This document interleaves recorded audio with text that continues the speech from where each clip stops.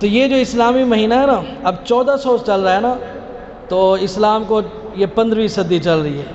آج سے 400 سال پہلے جو بزرگ جن سے اللہ نے یہ کام لیا تھا، شیخ احمد سرہندی فاروقی، وہ اپنے نام سے اتنے مشہور نہیں ہوئے، انہوں نے دین کی ایسی خدمت کی، دنیا آج انہیں مجدد الف ثانی کے نام سے جانتی ہے۔ مجدد الف ثانی، لوگ اس کو الف ثانی پڑھ دیتے ہیں، الف نہیں الف، الف عربی میں ہزار کو کہتے ہیں، صحیح ہے نا؟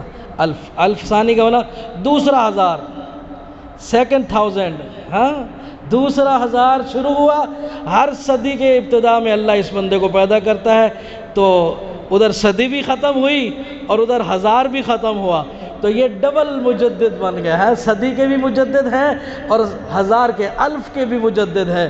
مجدد الف ثانی رحمۃ اللہ شیخ احمد سرہندی رحمۃ اللہ علیہ، انہوں نے یہ وظیفہ بتایا ہے، جب حالات ایسے ہوں، شیطانی اثرات زمین و آسمان کے درمیان پھیلے ہوئے ہوں اور ہر طرف جادو ہو، ہر طرف ٹونا ہو، ہر طرف فساد ہو، فتنہ ہو، عریانی ہو، فحاشی ہو، لوگوں کے کاروبار برباد ہو رہے ہوں، لوگوں کے مزاج خراب ہو رہے ہوں، طبیعتیں خراب ہو رہی ہوں، اسی طرح لوگ جو ہے الجھن میں پڑ رہے ہوں، ایک دوسرے کے خلاف سازشیں تخریب کاری چل رہی ہو اور لوگ جو ہے بے چین ہوں، بے قرار ہو، پریشان ہوں، اس وقت اگر کوئی شخص یہ وظیفہ پڑھ لیتا ہے، لا حول ولا قوت الا باللہ، 500 مرتبہ، شروع میں 100 مرتبہ درود شریف پڑھ لیتا ہے، پھر آخر میں 100 مرتبہ درود شریف پڑھ لیتا ہے، درمیان میں 500 مرتبہ پڑھتا ہے لا حول ولا قوت الا باللہ۔ یہ وظیفہ پڑھنے کے بعد پھر کہتا ہے اللہ اس کا ثواب حضرت محمد صلی اللہ علیہ وسلم کی بارگاہ میں پہنچا دے، اور آپ صلی اللہ علیہ وسلم کے وسیلے سے حضرت مجدد الف ثانی رحمۃ اللہ علیہ کی روح کو پہنچا دے۔ یہ جب دعا کر لے اور کہے اللہ ان ہستیوں کے صدقے میری پریشانیاں دور فرما، میری مصیبت دور فرما، میرے اوپر یہ جو مصائب آئے ہیں، غم آئے ہیں دور فرما، اے اللہ یہ جو بیماریاں آئی ہیں ان کو دور فرما، یا اللہ میرے حالات بگڑتے جا رہے ہیں انہیں صحیح فرما دے، یہ دعا کرے گا، اللہ اس وظیفے کی برکت سے اس کی دعا قبول فرما لے گا۔ یہ اس لیے ہر مہینے آپ سے کوئی نہ کوئی وظیفہ ہم پڑھواتے ہیں، اس کا مطلب یہ ہوتا ہے کہ اگلی محفل ذکر کے آنے تک آپ یہ پورا مہینہ گھر میں اس وظیفے کو پڑھا کریں، پورا مہینہ اس وظیفے کو پڑھا کریں۔ 500 مرتبہ پڑھنے میں کون سی قیامت آ جائے گی، کتنا ٹائم لگ جائے گا؟ ضرورت تو اپنی ہے نا، احتیاج تو خود کو ہے، پریشانی ہمیں ہے دور کرنی ہے، حاجت مند ہم ہیں، ہم نے اپنی حاجت پوری کرانی ہے، کس سے؟ کس سے؟ حاجات کون پوری کرتا ہے؟ مشکل کشائی کون کرتا ہے؟ تو اللہ کے سامنے ہم نے درخواست کرنی ہے، عرض کرنی ہے اللہ کو ہی، اللہ کے علاوہ تو اور کوئی نہیں ہے جو کسی کی تمام حاجات پوری کر سکے۔ سب کا داتا کون ہے؟ سب کا داتا ہے تو، سب کو دیتا ہے تو، اور دنیا میں حاجت روا کون ہے؟ کون ہے اور ہے؟ ہاں کوئی ہے؟ اللہ کے علاوہ کوئی ہے؟ انبیاء اولیاء اہل بیت نبی، تابعین و صحابہ پہ جب آ بنی، سب نے سجدے میں جا کر یہی عرض کی، تو نہیں ہے تو مشکل کشا کون ہے؟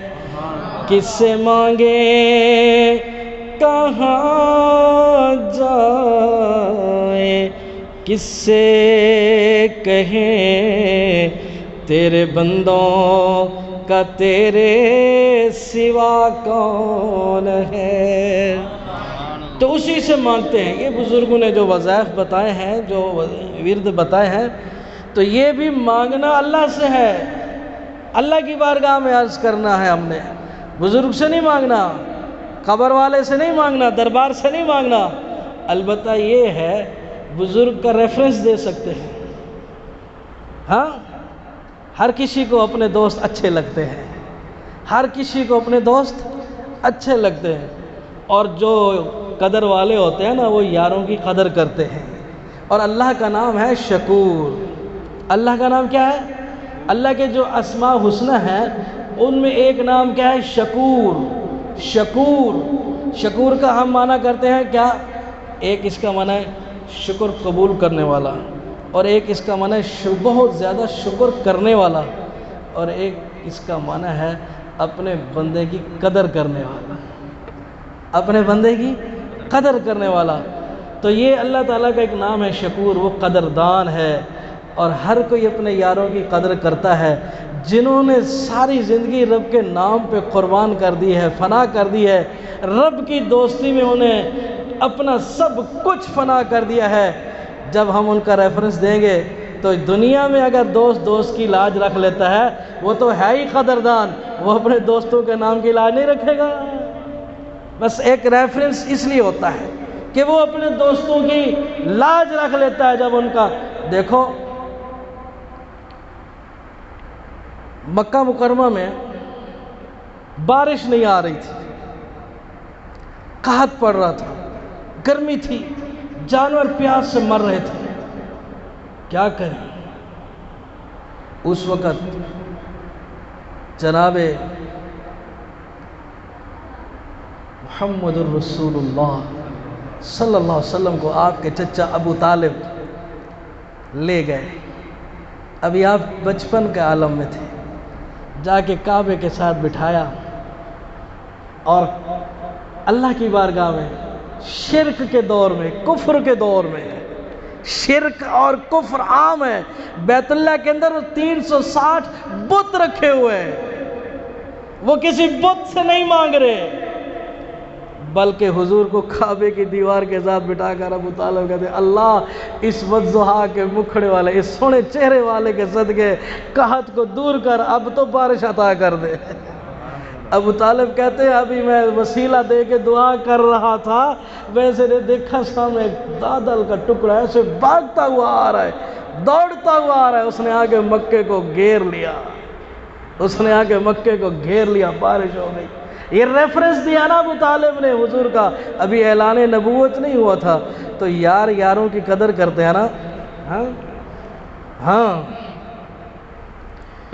چنگیاں نال جو نیکی کریگے،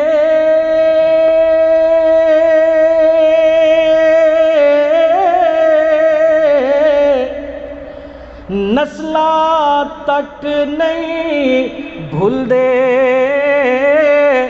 بریاں نال جو نیکی کریے، او پٹھیاں چالا چل دے۔ ہاں دنیا میں ہم دیکھتے ہیں جو اچھے ہوتے ہیں وہ نسلوں تک، کئی نسلوں تک بھی احسان کو یاد رکھتے ہیں، اور اللہ تو ہے ہی کریم، قدردان، شکور، مہربان، تو وہ اپنے یاروں کی قدر نہیں کرے گا؟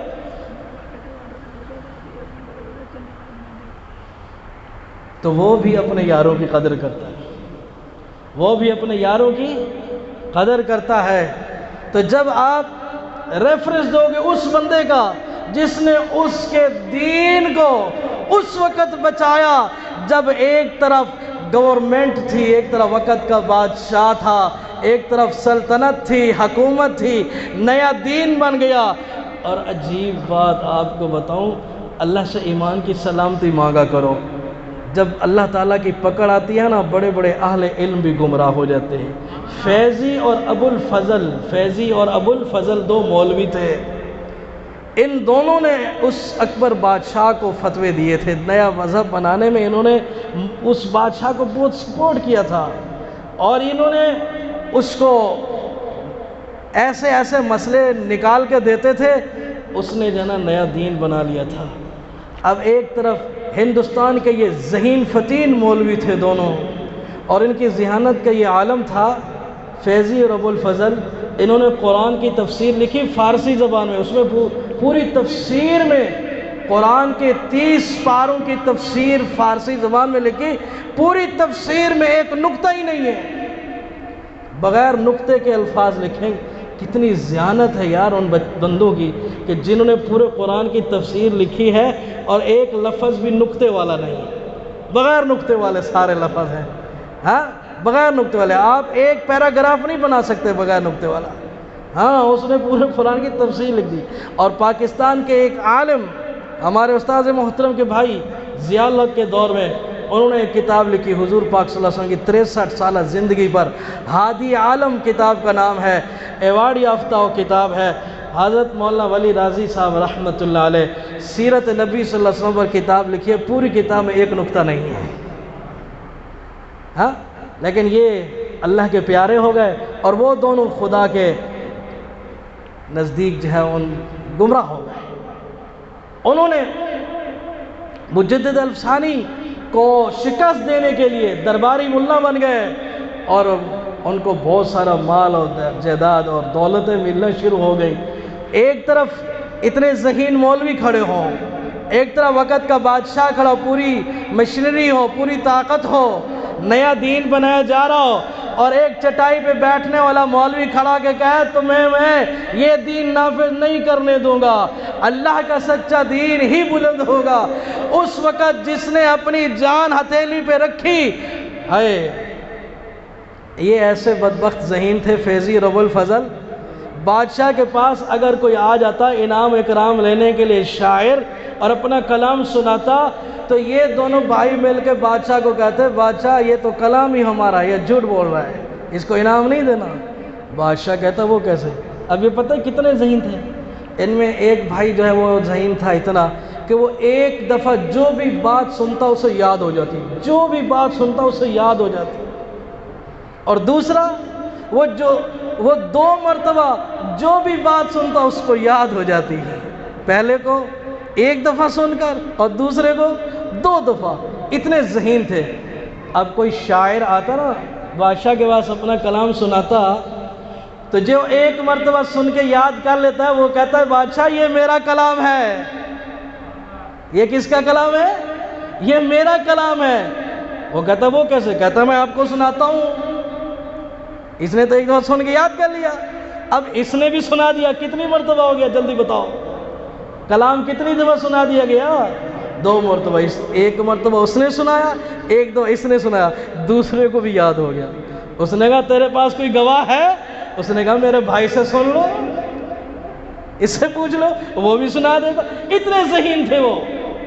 قرآن کی تفسیر لکھی بغیر نقطے کے، جو بات 1 دفعہ سنتے سارے 1 دفعہ اس کو یاد ہو جاتی، دوسری دفعہ بھی اس کو یاد ہو جاتی۔ ایسے ذہین لوگ مقابلے میں کھڑے ہوں اور ایک شخص دھوتی باندھ کر میدان میں آتا ہے اور وہ اس کے سامنے سر بھی نہیں جھکاتا۔ شاہی دربار میں جب جاتا ہے نا یوں سر جھکاتے ہیں، مجدد الفسانی نے کہا میں تیرے سامنے سر بھی نہیں جھکاؤں گا۔ اب وہ پریشان، اس نے کہا ہندوستان کا اگر یہ مولوی میرے سامنے سر نہیں جھکاتا تو پھر میری بڑی توہین ہے۔ فیضی ابو الفضل بولو کیا کریں؟ انہوں نے کہا بادشاہ ایک کس طرح کام کر، ایک چھوٹا سا دروازہ بنوا، جیسے عام طور پہ ونڈو نہیں ہوتی، جیسے یہ چھوٹا سائٹ لگا ہوا ہے، چھوٹا سا دروازہ بناؤ، ہاں سامنے تم بیٹھ جاؤ، لوگ آئیں گے اور یہ مولوی احمد سرہندی جو ہے اس کو بھی لین میں کھڑا کر دو ملاقات کے لیے، بادشاہ بلا رہے آ جاؤ۔ یہ جب آئے گا یہ جھک کے آئے گا، ہم کہیں گے بس سجدہ تو کر لیا تو نے، جھک تو لیا بادشاہ کے۔ اب لین لگی ہوئی ہے، لوگ جا رہے ہیں جھک کے، آگے لوگ جا رہے ہیں تاکہ یہ دیکھ لے یوں جانا ہے۔ ہائے جب شیخ احمد سرہندی فاروقی کی باری آتی ہے، اس نے پہلے آگے سر نہیں داخل کیا، اس نے پہلے اپنے پاؤں داخل کیے، جب پاؤں داخل کیے تو سینہ یوں اکڑ گیا، کہو نا سبحان اللہ۔ جب پہلے پاؤں داخل کیے دونوں، پہلے ایک پاؤں پھر دوسرا پاؤں، اب یہ نیچے والا جسم اندر داخل ہو گیا، اوپر والا جسم باہر رہ گیا، وہ یوں اکڑ گیا۔ جب وہ یوں نیچے ہوا تو وہ اکڑ کر گردن سیدھی کر کے سیدھا کھڑا ہو گیا۔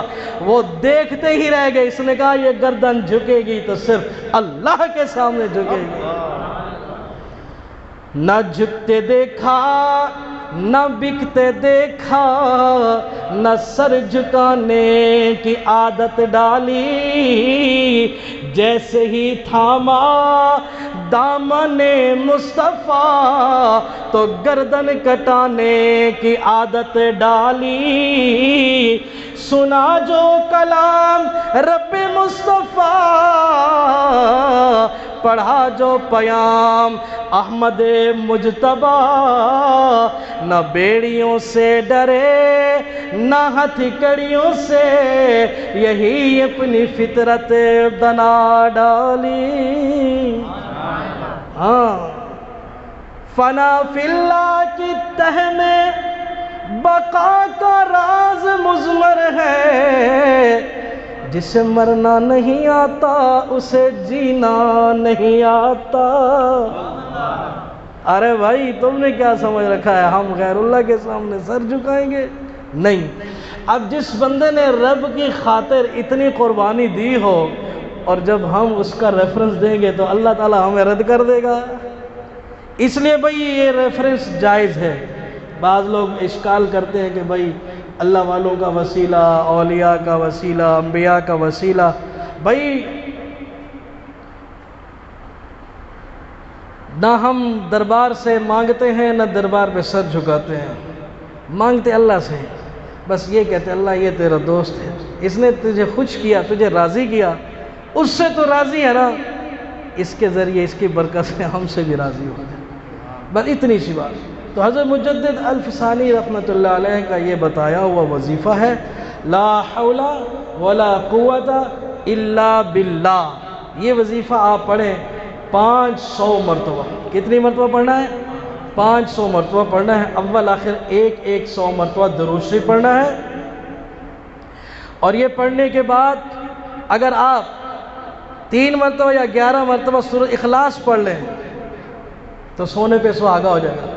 3 دفعہ سورۃ اخلاص پڑھو، ایک مرتبہ ایک قرآن پاک کا ثواب ملتا ہے، ایک ختم قرآن کا ثواب ملتا ہے۔ تو ساتھ یہ بھی آپ ایک تحفے کے طور پر اضافہ بھیجیں گے۔ جب آپ اضافی تحفہ بھیجیں گے تو اللہ کی طرف سے پھر زیادتی کے ساتھ دعا قبول ہوگی انشاءاللہ، بڑھوتری کے ساتھ۔ زیادتی کا مطلب بڑھوتری، وہ زیادتی ہے پاکستانی پنجابی زیادتی نہیں سمجھ لینا کہ آپ کے ساتھ زیادتی ہو گئی، نہیں، مطلب بڑھوتری کے ساتھ اللہ تعالیٰ بڑھا چڑھا کر آپ کی دعا قبول فرمائیں گے۔ تو یہ وظیفہ آپ پڑھا کریں۔ اگلے ہر مہینے محفل ذکر ہوتی ہے، آپ حضرات تشریف لایا کریں۔ ہر مہینے انگریزی مہینہ جو ہے جنوری فروری والا، اس کا پہلا جمعہ بعد مغرب بیٹھ کے اللہ کر لیتے ہیں، کوئی وظیفہ پڑھ لیتے ہیں، کچھ پیار محبت کی اللہ کے نبی صلی اللہ علیہ وسلم کی، صحابہ کی، اولیاء کی باتیں کر لیتے ہیں، اور اس کے بعد پھر تھوڑا سا بیٹھ کر سارے مل کے ذکر کر لیتے ہیں، ایمان کو تازہ کر لیتے ہیں۔ یہ ایک آپ کو خوراک دیتے ہیں، 1 مہینے تک انشاءاللہ اس کا اثر رہتا ہے۔ جب لگاتار ہر مہینے آؤ گے آپ دیکھو گے آپ کے سینے میں سرور آ رہا ہے، آپ کو اللہ تعالیٰ سکون عطا فرما رہا ہے، اور آپ جب لگاتار آئیں گے 1 سال کے بعد آپ دیکھو گے آپ کے سینے میں روشنی نظر آ رہی ہے، نور نظر آ رہے ہیں۔ اللہ تعالیٰ پھر آپ کو بعد میں اپنی محبت عطا فرما دیں گے۔ اگر لگاتار آپ آتے رہیں گے تو اللہ تعالیٰ ایک دن آئے گا کہ اپنی دوستی کے لیے قبول فرما دیں گے۔ اللہ فرمائے گا اس کو ہماری دوستی کے لیے اب آنے دو آگے، ہم اس کے ساتھ دوستی کرتے ہیں۔ پھر اللہ تعالیٰ آپ سے دوستی کے امتحان بھی لے گا، محبت اس کے امتحان بھی لے گا، امتحان بھی بڑے لیتا ہے وہ۔ جو اس کے ساتھ یاری لگانا چاہتا ہے نا اس سے امتحان بڑے لیتا ہے۔ ایک اس راہ میں ایک محبوب ہوتا ہے اور ایک عاشق ہوتا ہے، اور اس میں محبوب اللہ کی ذات ہے اور عاشق بھی اللہ کی ذات ہے۔ کبھی اس راستے میں چلنے والے اللہ کے عاشق بن جاتے ہیں اور کبھی وہ اللہ کے محبوب بن جاتے ہیں۔ جیسے باقی نبی اللہ کے عاشق ہیں اور حضرت محمد صلی اللہ علیہ وسلم اللہ کے محبوب ہیں۔ ہاں سمجھ گئے نا؟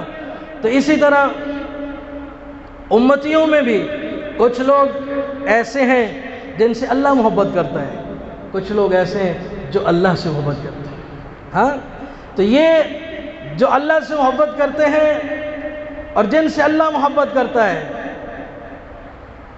جو اللہ سے محبت کرتے ہیں ان کا امتحان زیادہ ہوتا ہے۔ جن سے اللہ محبت کرتا ہے چونکہ وہ خود ہی محبت کر رہا ہے، اس لیے پھر ان کو خود ہی کراس کراتا جاتا ہے۔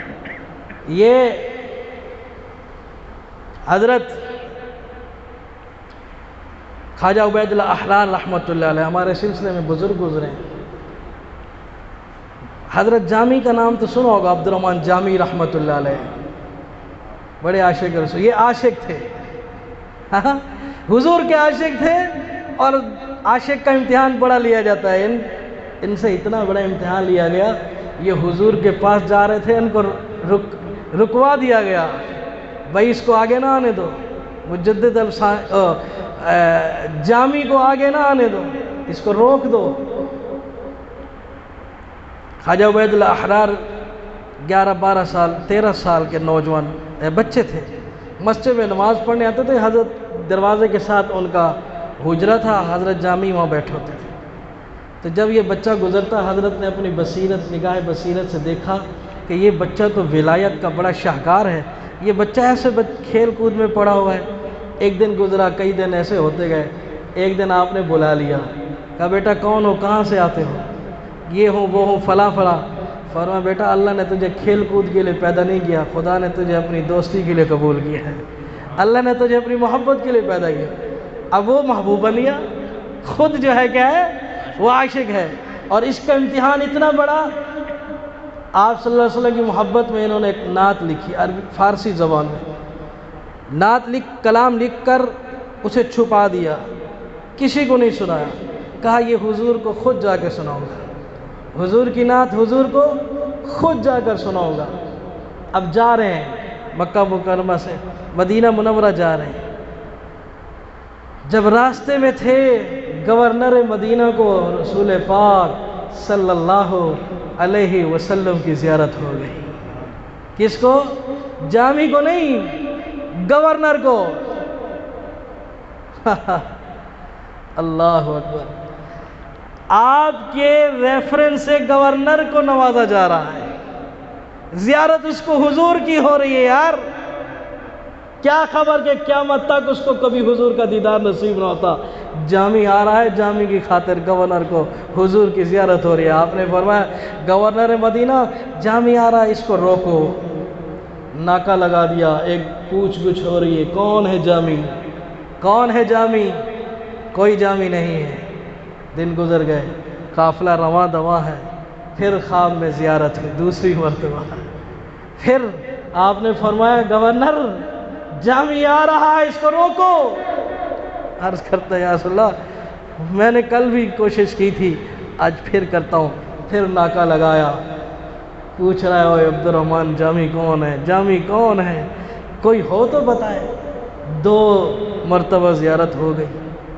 اب جب دوسری دفعہ ناکہ لگا کے کھڑا ہوا تھا، بالکل مایوس ہو چکا تھا، کوئی جامی نہیں مل رہا تھا. ایک قافلہ بچھڑا ہوا دور سے نظر آیا، کہا چلو اس کو بھی چیک کر لیتا ہوں. جب وہ قافلہ قریب آیا تو اس نے پوچھا تم میں کوئی جامی ہے؟ جامی کھڑا ہو گیا، اس نے کہا میں ہوں. اس نے پولیس والوں سے کہا اس کو گرفتار کر لو. اللہ اکبر. اب اس کا قصور کیا ہے؟ اس نے جرم کیا کیا ہے؟ اس کو ہتھکڑیاں لگی ہیں، اس کو جیل میں ڈال دیا گیا. رات ہوئی پھر زیارت ہو گئی. اے خدا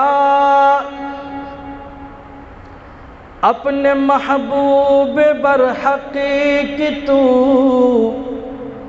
خواب میں ہی زیارت کرا دے ہمیں. اے خدا اپنے محبوب برحق کی تو خواب میں ہی زیارت کرا دے ہمیں. مستحق تو نہیں ہم اس اعزاز کے، فضل ہو جائے تیرا تو کیا بات ہے. اللہ ہمیں بھی زیارت نصیب فرما دے، اللہ ہمیں بھی دیدار نصیب فرما دے. تو گورنر کو تیسری مرتبہ پھر زیارت ہوئی. آپ نے فرمایا گورنر یہ مجرم نہیں ہے، تم نے اس کو جیل میں بند کر کے ڈال دیا ہے، یہ مجرم نہیں ہے. یہ کیا سلوک کیا تم نے اس کے ساتھ؟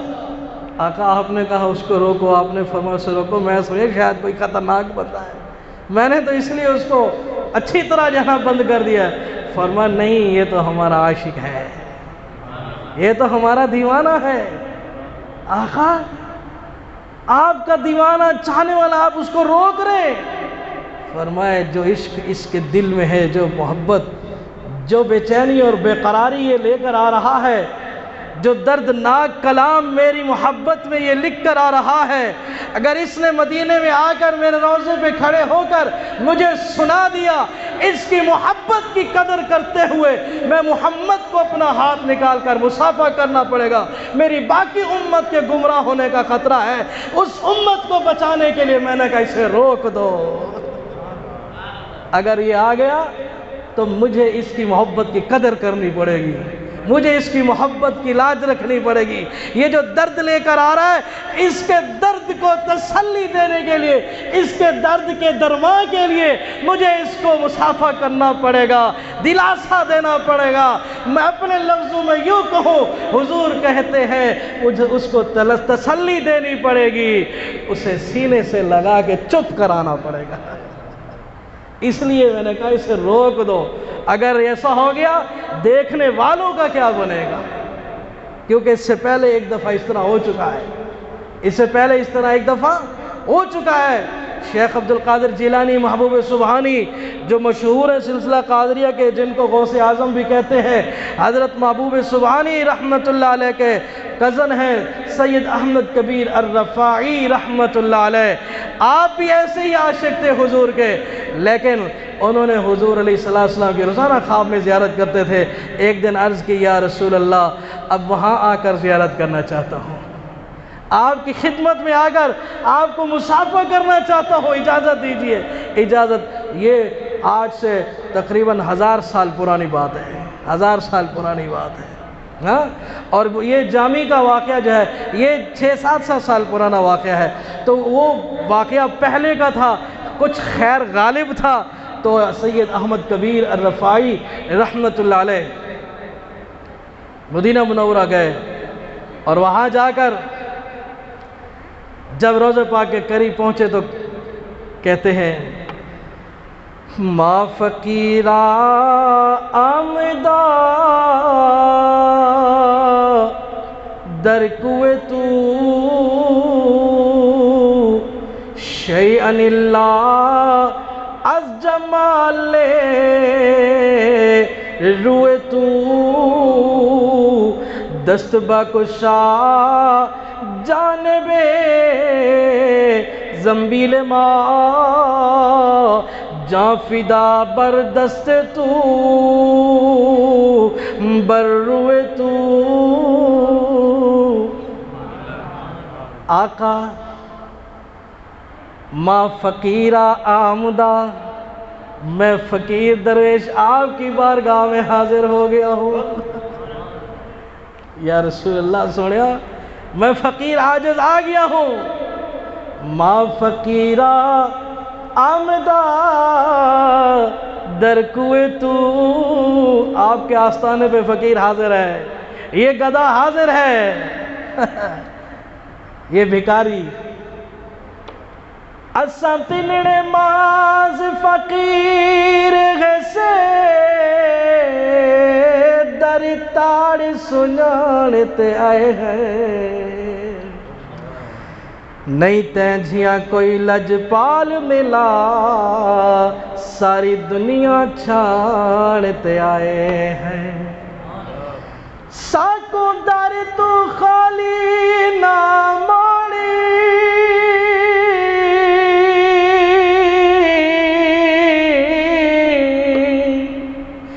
اساں دامن تاڑتے آئے ہیں، اج شفقت پنن دی چسیاں سی کہیں وسدے بھانتے آئے ہیں. یا رسول اللہ کے آستانے میں یہ گدھا آ گیا ہے، شفقت فرمائیں. آپ کے رخ انور کے حسن و جمال پر ساری کائنات قربان کر دوں. اپنا ہاتھ مبارک باہر نکالیں، اپنا دست مبارک باہر نکالیں. جب یہ عرض کی تو روضہ اقدس سے راستہ بنا، हुजूर अलैहिस्सलाम ने अपने कब्र अतहर मुबारक से अपना हाथ बाहर निकाल के सैयद अहमद कबीर के साथ मुसाफा फरमाया। उस वक़्त कई हज़ार लोग मस्जिद नबवी में मौजूद थे। हज़रत मौलाना अशरफ अली थानवी, ये भी मुजद्दिद हैं 13वीं सदी के, 14वीं सदी के मुजद्दिद हैं ये भी। अब 15वीं सदी चल रही है ना, हाँ पिछली सदी के ये भी मुजद्दिद गुजरे हैं, हज़रत मौलाना अशरफ अली थानवी रहमतुल्लाह अलैह। उन्होंने ये बात लिखी है, कई हज़ार लोग वहाँ पर मौजूद थे। जब हुजूर के हाथ मुबारक दस्त अक़दस का हुस्न देखा, सारे बेहोश हो गए, सारे बेहोश हो गिर गए, किसी से बर्दाश्त ही ना हुआ और ये चिमट गए, बोसे ले रहे हैं। उसके बाद ये भी अपने आप से बेखुदी में आ गए। हाँ, जब सबको होश आया तो उन्होंने कहा भाई ये मामला किसके साथ पेश आया, तलाश करो। बताया गया सैयद अहमद कबीर के साथ। अब सारे आके अहमद कबीर के हाथ को चूम रहे हैं। चलो वो दस्ते मुबारक तो तेरी किस्मत में था, जिन हाथों ने उस हाथों को छुआ है उसी के ही बोसे ले लो। हाँ भाइयों, अल्लाह ताला की दोस्ती जब हासिल होती है, अल्लाह ताला फिर उस बंदे की तबीयत और मिजाज के मुताबिक फिर उस बंदे से मामला करते हैं। जो करामत किसी और वली को मिल जाती है वो करामत हर वक़्त नहीं चलती। हमारा मेयार, हमारा माइंड, हमारी सोच, हमारी तबीयत, हमारा मिजाज ये बन चुका है कि जो करामत शेख अब्दुल कादिर जिलानी साहब ने दिखाई ना, आज भी लोग वही करामत दिखाए। भाई जो उन्होंने दिखाई किसी और ने नहीं दिखाई। जो करामत हज़रत फरीदुद्दीन गंज शकर ने दिखाई है वो शहबाज कलंदर ने नहीं दिखाई। जो शहबाज कलंदर ने दिखाई है वो करामत मखदूम जहानिया ने नहीं दिखाई। जो मखदूम जहानिया जहाँ गश्त रहमतुल्लाह अलैह मदीना मुनव्वरा में गए, वहाँ उनको पता चला ये हुजूर सल्लल्लाहु अलैहि वसल्लम की औलाद में से आले रसूल है। और वहाँ ये मशहूर था कि आले रसूल ख़त्म हो गए, ये लोग झूठे दावे कर रहे हैं। इन्होंने पकड़ लिया, गिरफ्तार कर लिया मखदूम जहानिया जहांगश को। तेरे पास क्या सबूत है? तो हुजूर पाक की औलाद अपने आप को कह रहा है, हुजूर के साथ अपना हसब नसब मिला रहा है, क्या सबूत है तेरे पास? उसने कहा मेरे पास कोई लिखा हुआ सबूत तो है नहीं, कोई गारंटी नहीं है, एक ही सबूत है मेरे पास, एक ही सबूत। जाके दिखाओ। कहा वो यहाँ दिखाने का नहीं है, मेरे नाने के रोज़ों पे ले जाओ, मैं अपने नाना जी को सलाम करूँगा। अगर उन्होंने बेटा कह के जवाब दिया तो औलाद समझ लेना, वरना वही रोज़े पाक के सामने मुझे कत्ल कर देना। हज़रत मखदूम जहानिया जहाँ गश्त रहमतुल्लाह अलैह वहाँ मदीना मुनव्वरा में हुजूर के रोज़े पर गए। वहाँ पर उन्होंने सलाम किया, अस्सलामु अलैकुम या जद्दी या वलदी या वालिदी, अस्सलामु अलैकुम मेरे अब्बा जान, मेरे नाना जान, सलाम किया। जवाब आया वालैकुम अस्सलाम या वलदी, मेरे बेटे तुझ पर भी सलामती हो। हाँ, अब जो करामत मखदूम जहानिया से ज़ाहिर हुई है वो किसी और से ज़ाहिर नहीं होगी। भाई हर दौर में जो लोग होते हैं ना, उनकी तबीयत, मिजाज, माहौल जो होता है, अल्लाह जब उनसे दोस्ती करता है फिर उस हिसाब से उसको करामात भी अता कर देता है। लेकिन हम वही पिछले ज़माने में घूम रहे होते हैं और उस ज़माने के वली आज के दौर में ढूंढ रहे होते हैं, कभी क़यामत तक तुम्हें नहीं मिलेंगे। जो यहाँ हैं उनको अपने से बेहतर समझ लो, उनको अपने से अच्छा समझ लो। अल्लाह तुम्हें इनके ज़रिए ऐसी ऐसी करामात दिखाएगा कि तुम्हारे लिए ये भी काफ़ी हो जाएंगी, वरना महरूम रह जाओगे, वरना ऐसे दर दर भटकते रहोगे, फिरते रहोगे। अल्लाह ताला हम सबको समझने की, अमल की तौफीक नसीब फरमाए।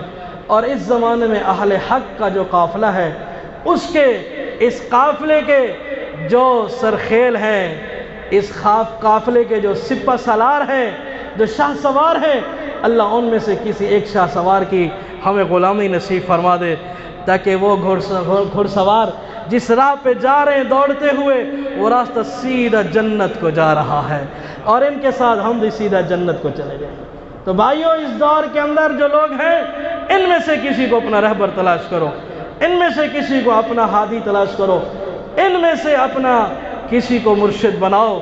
तुम्हें यही काफ़ी है इस दौर के अंदर, यही तुम्हें जन्नत में भी ले जाएंगे, यही तुम्हें हक़ ताला से दोस्ती भी करा देंगे, اور یہی تمہیں ہدایت کی روشنی بھی دکھا دیں گے انشاءاللہ۔